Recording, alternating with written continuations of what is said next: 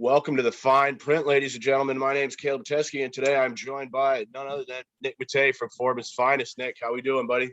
I'm doing great, man. How are you? I'm doing well. Thank you so much for joining us today. Yeah. If you don't mind, I like to start every episode with a new guest with a bit I call a 5-minute life story, where you tell us a little bit about your background and how you came to be involved in the cannabis business.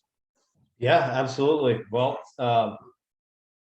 let's see. Well, I grew up in Vermont. I grew up in Lyndonville, Vermont, actually, and I've spent almost my entire life here. My career, I was a career diesel mechanic actually for a little over 20 years, and through that process, I became EPA certified to handle refrigerants, and that got me into the HVAC world. And that's been my career actually for the last 5 years. But going back, so I went to Linden Institute. I grew up in Lyndonville, like I said,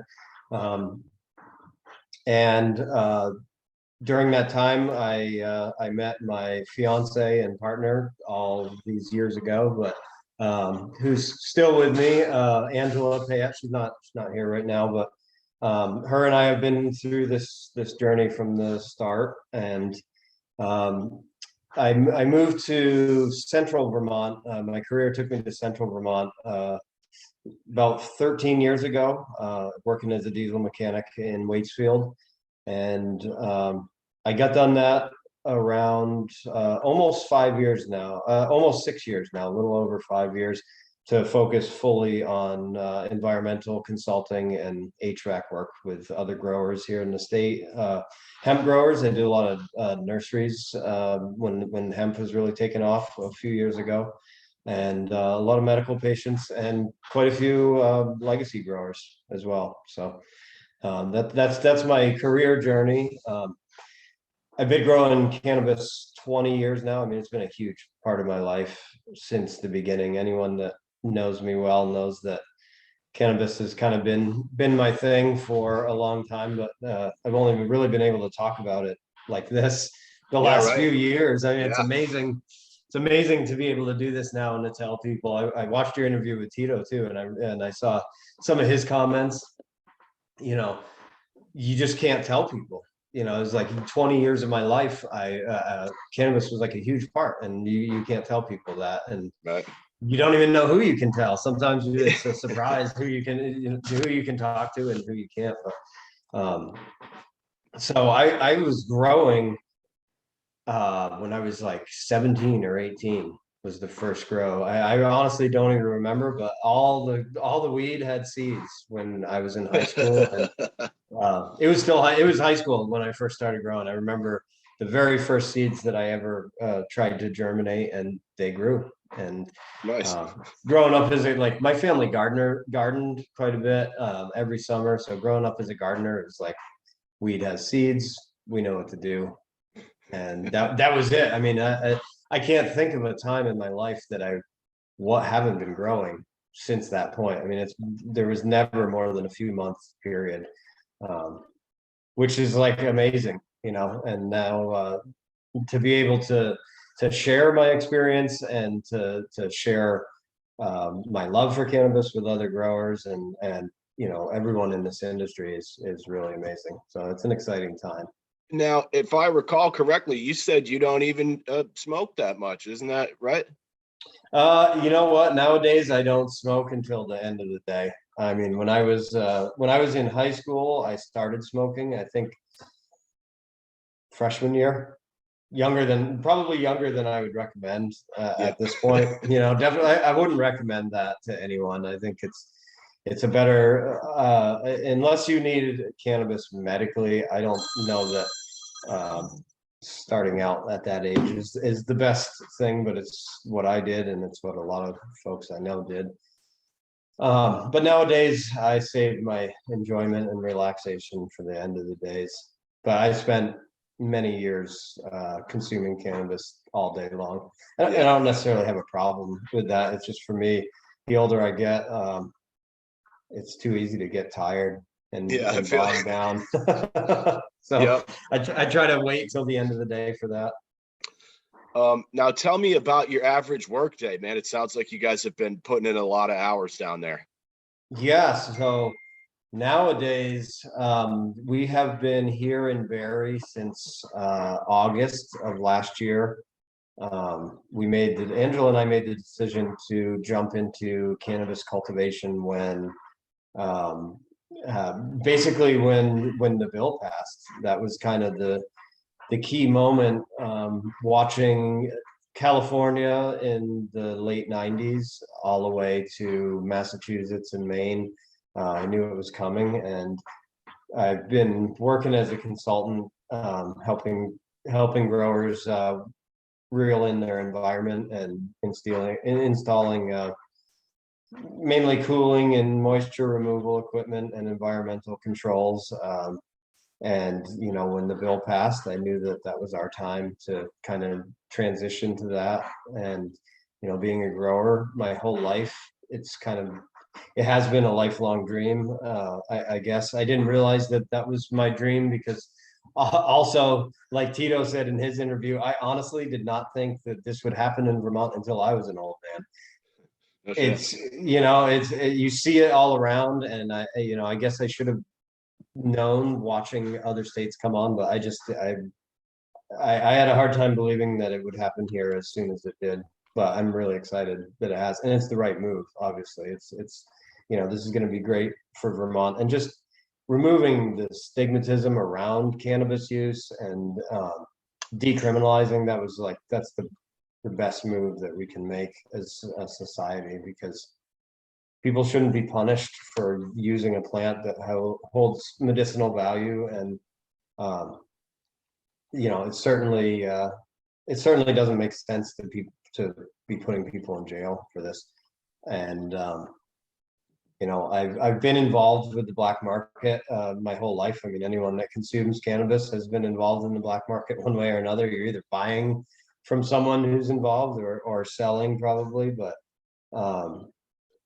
I really believe that the regulated market is going to be a great thing for Vermont, and being able to provide safe, tested cannabis to people is important to me. It's always been important, and the regulated market just kind of supports that whole thing, and it brings growers out of the basement and into the light, where we can all be proud of the work that we do, and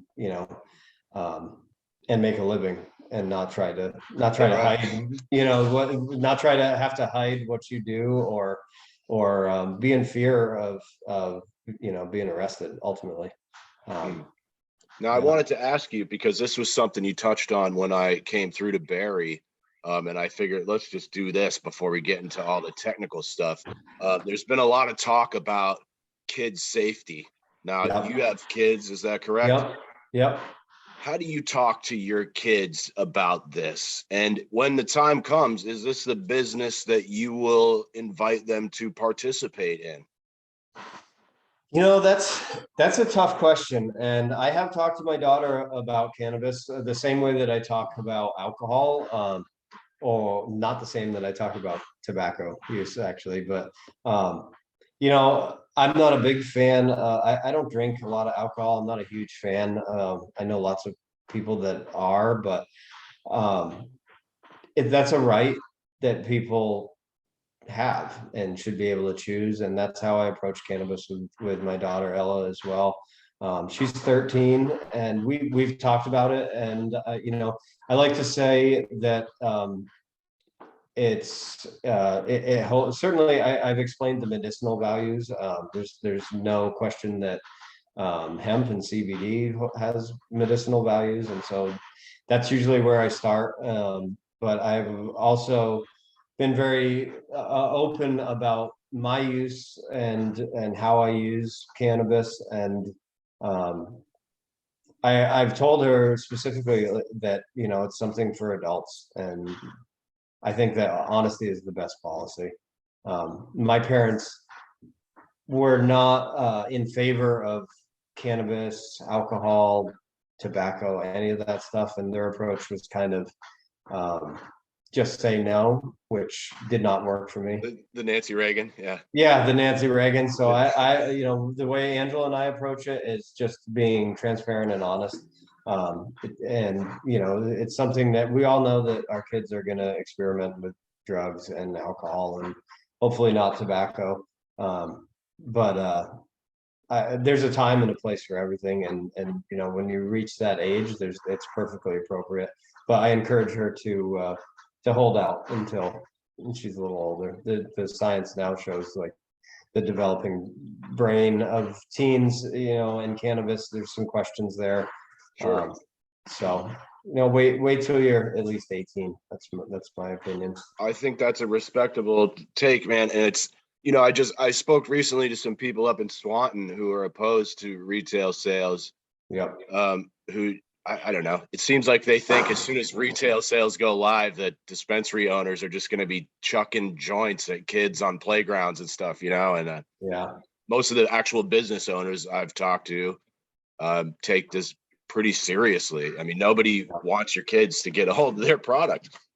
Yeah, I mean, and unfortunately, it's definitely way more likely that your kids are going to get cannabis from the black market than they are through recreational sales.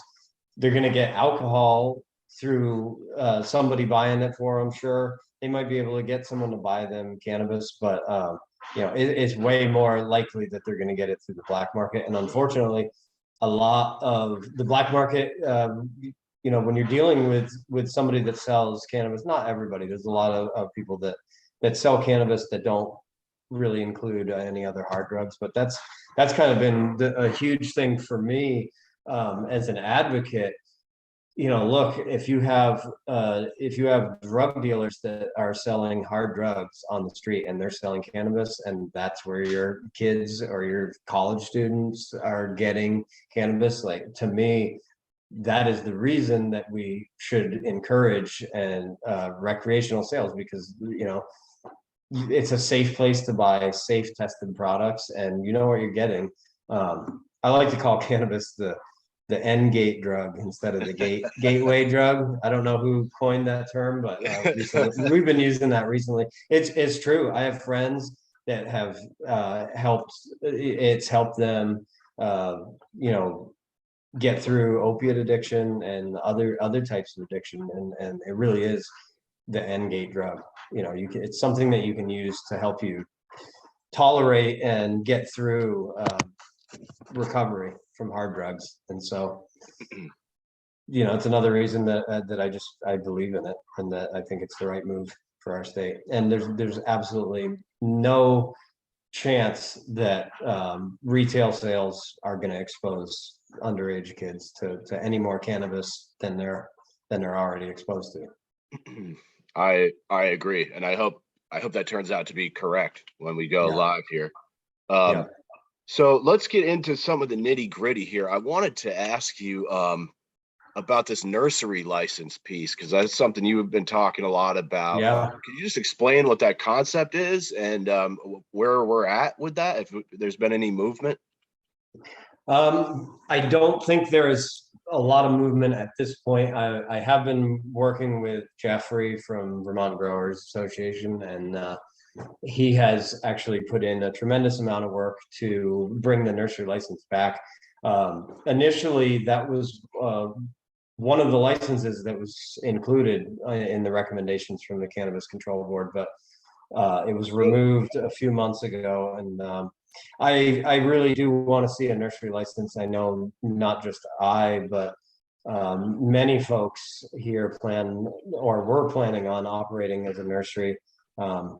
Basically, a cannabis nursery is a grow license that will allow you to cultivate cannabis and produce cuttings and or seeds without actually bringing the plants to full maturity, unless you're producing seeds essentially, but you're not producing a product that would ever be smoked or consumed in any way. You're producing either seeds or cuttings.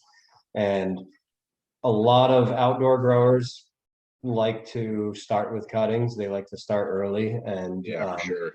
gives you a homogeneous crop, your whole field. Like when you look at a cornfield and you see all that corn is identical, the same height.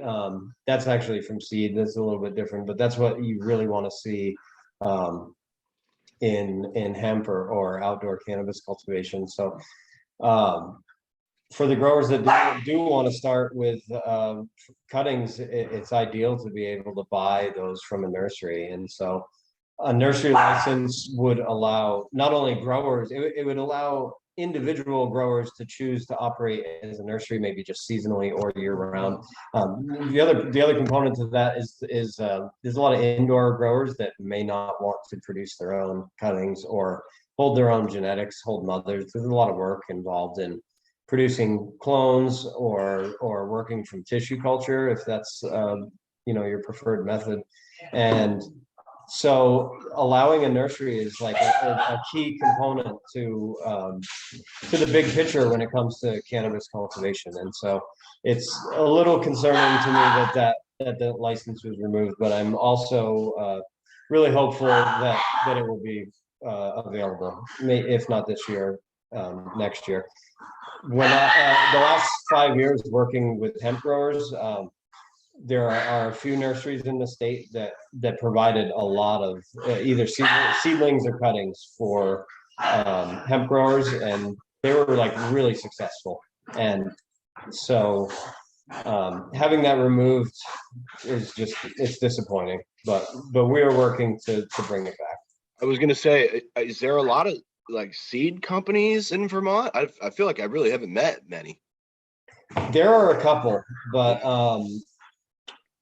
there are a couple. When it comes to hemp, there are also a few producing seeds, but I think generally a nursery is probably going to produce cuttings. So they're going to do the work of finding a really nice plant that is good for production, is disease resistant, does well in the outdoor climate, if that's what you're looking for. And they're going to be able to provide you with with as many of those plants as you're looking for, all identical, of course, or they may provide you with seedlings too. And that's, if you don't have a nursery and you're looking to do hundreds of plants outside, it takes some space, and so it can be easier to buy those from a nursery.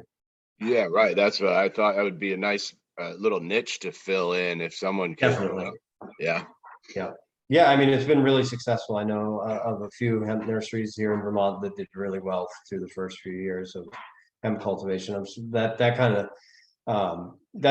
dipped the last couple of years. Production has slowed. So not all of those nurseries are doing as well as they were initially. But I think for THC cannabis, I think a nursery is a really viable option. Have you talked to the board at all about something like that? I have not talked with the board recently about nursery license, but I did. I did talk with Julie early on before it was nixed, and I thought that it was a great thing, and I was surprised to see it go. Shout out to Julie, by the way, who's following my Instagram. Yeah. I was glad to see that she was enjoying this. Hopefully she finds some of this informative here.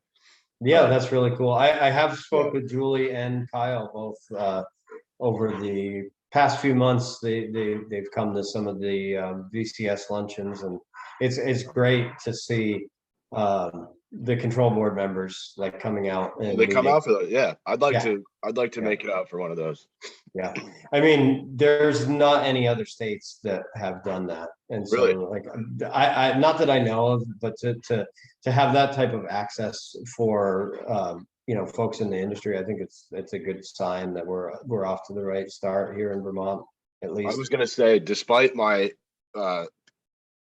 whatever disagreements I may have with the board members, they do seem incredibly accessible and forthcoming with answers, when you approach them individually. Yeah. And they, my take is that they definitely want to see Vermont not only get it right, but they want to see small farmers succeed. And that's really great to see, because in many other states, it hasn't really happen like that. And you know, the small guys get shut out, and the black market thrives, unfortunately. Well, that seems like a good time to ask you about these big Curaleaf and Ianthus type of big dispensaries. What are your thoughts on these guys coming into Vermont? Well, the way that the legislation is written, it doesn't offer them a lot of. There's not a great market here for them. Just the limit on one retail, one license type for each company. That kind of pushes out the big MSOs, because with that type of investment and the scale that they look to operate at, having one store, one grow just doesn't make a lot of sense for them, which is great because, you know, Vermont is not a huge state, and our population is not big for even the size of our state either. So I don't really think there's a lot of room for big MSOs like that, unfortunately. You know, they're going to push out a lot of the small farms, and you know, that's not what we want. It's not. Yeah, no. Yeah. I'm supposed to remain neutral on this, but I certainly don't want the small farmers getting pushed out. I think we've seen enough of that in the dairy industry, you know. Exactly, just like that. And you know, they are I know some of the folks that have worked in those MSOs, and they are good people, like you and I have talked about in some other conversations.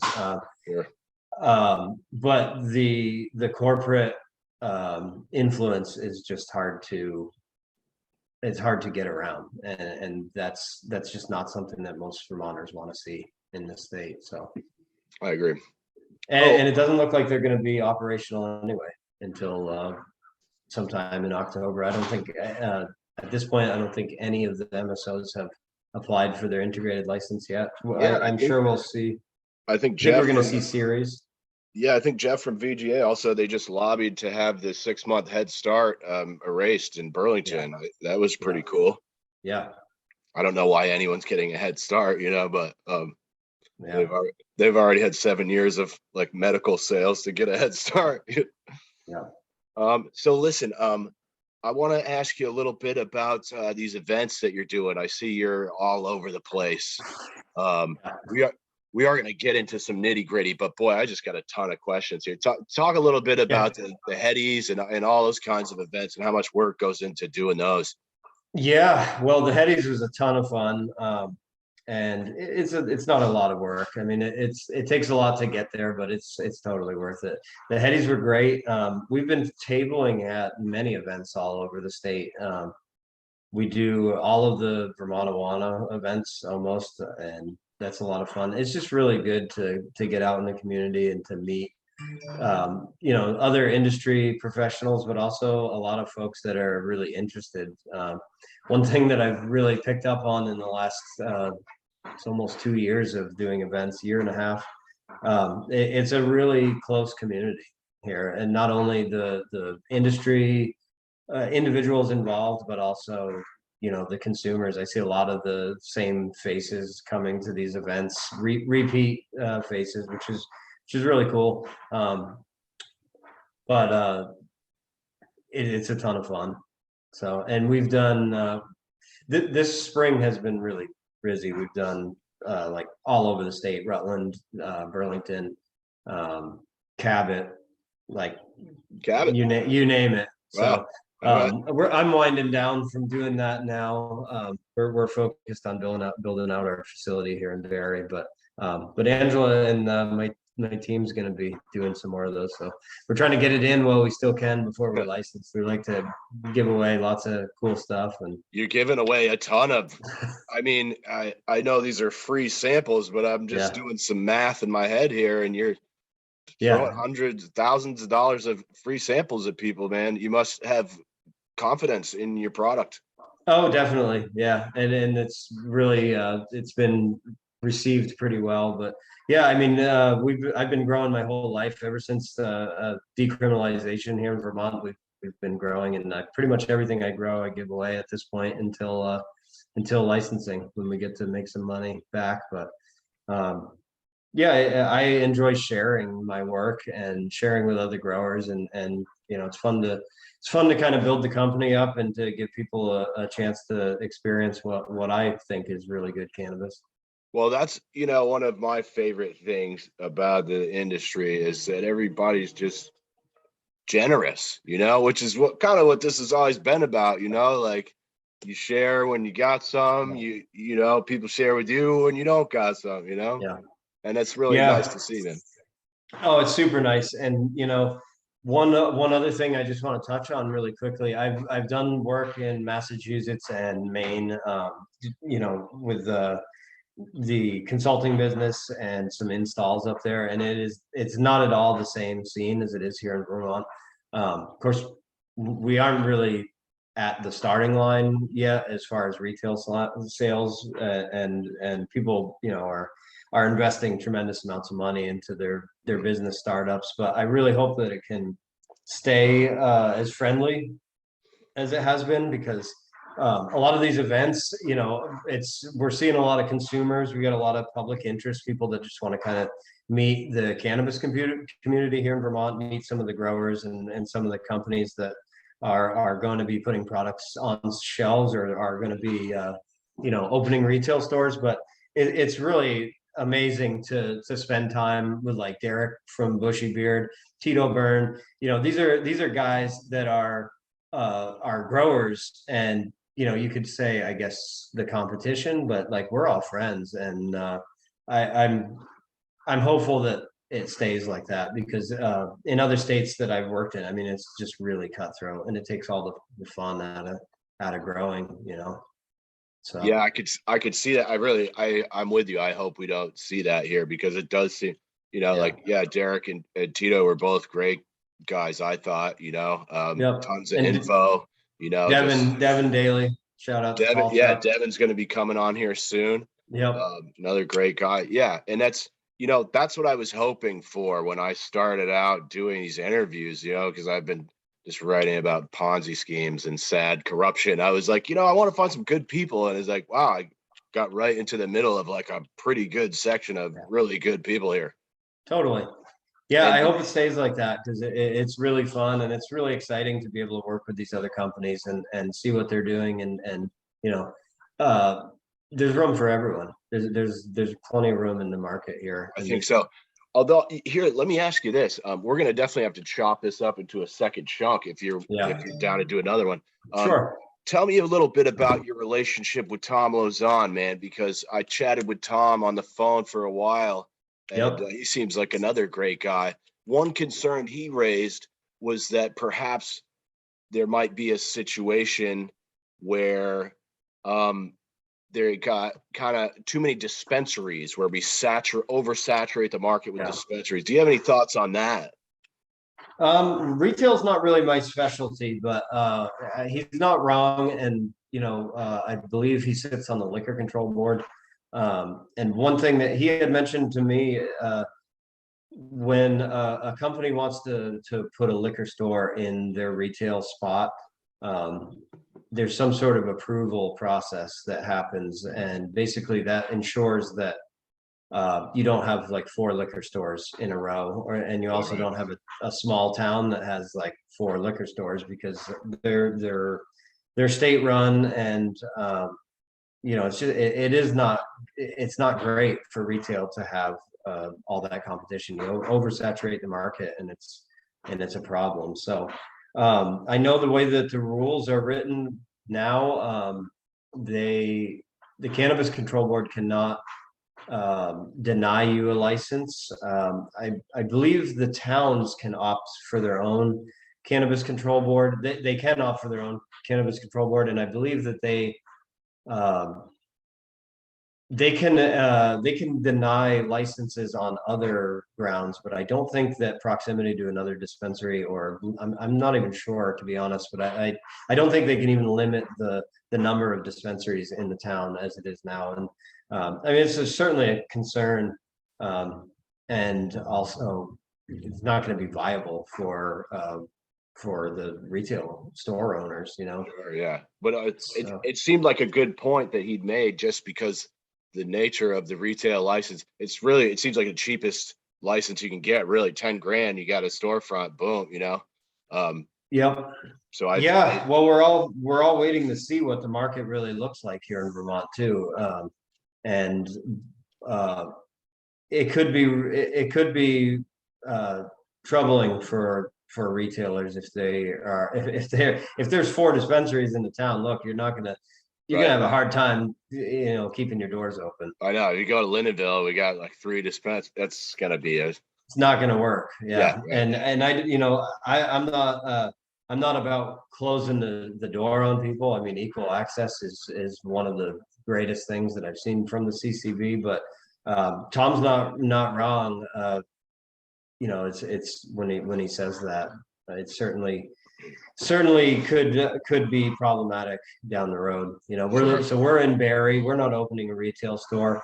I know of 1 retail store in Barre. I believe there's 2 in Montpelier. I think that's probably a good number, 2 to 3 in a town like Barre or Montpelier. But Lindenville, it's just it's not going to work. I forgot to ask you too, what type of licenses are you applying for? Sorry, I usually do that right off the top. So we're doing tier 3 cultivation here and tier 2 manufacturing. It's like alcohol extractions and stuff like that. Yeah, no, less extraction and more manufacturing. We're going to be working with an extraction partner, and also working with another partner to do that will be doing the outdoor, separate license, separate company. But so we want to use outdoor production for extraction and edibles. We're going to roll out a small edible line and tinctures and some THC drinks that are pretty cool. Hell yeah. I see a few people are getting into that. Yeah. Yeah, the drinks are really cool, man. They're a lot of fun and really enjoyable. But flower is definitely the focus for us. I mean, flower has been the biggest part of my growing my whole life. I do like concentrates too, and I got the certainly enjoy those. Yeah. You got some of that. I mean, I love the concentrates. I love it all, but I'm still a flower smoker. I mean, that's my go-to. Yeah. I'm like, hey, we got a big joint at the end of the night. Yeah, exactly. That's it. The concentrates are cool though, and they're a huge part of the market too. I mean, I've seen that a lot of these events that we're doing, people come out big time for concentrates, and so it's cool to see. We plan on doing some of that too. Yeah, the hash rosin is really popular. It's really enjoyable, and it's actually I don't know how much healthier it is to consume in that method, but you're certainly smoking a lot less plant material. Yeah. And that's what I'm going for. I've been just trying to with the arthritis. I'm like, I love smoking, but it's probably killing me a little bit. So anything I could do to smoke a little bit less. Although right before this, I did maybe like blaze down this rose joint. Nice. I wanted to see what it tasted like. Did you like it? It was interesting, man. I didn't not like it. I saved the other half so I can go back and try it again, because that was a totally new experience for me. And I'm not sure how I felt about it, so I'm gonna try it again. Cool. Did it burn nice? Yeah. Oh, it burned beautifully. Yeah. They burn really nice. They burn a little slower than like a pre-roll. They're slow, like more like a blunt. I really like them. Where do you get the rose petals from? So those are actually rolled by Sean from Black Rose Exotics. He actually does those. I believe the rose petals are actually grown in Canada. And they're organic rose petals. They actually grow them specifically for that purpose of turning them into rose wraps. Yeah. Oh, cool. It pairs really well with certain flower. They're mildly floral. They're not too over the top, but not everybody likes rose flavor. So I don't, but I actually didn't hate that. No, I'm not a fan of the rose flavor, but I'll try anything once. Cool. Listen, let's take a little break here. We're going to flip it. We're going to come right back and do another chunk right after this. Awesome. Sounds good. Nick, thank you so much.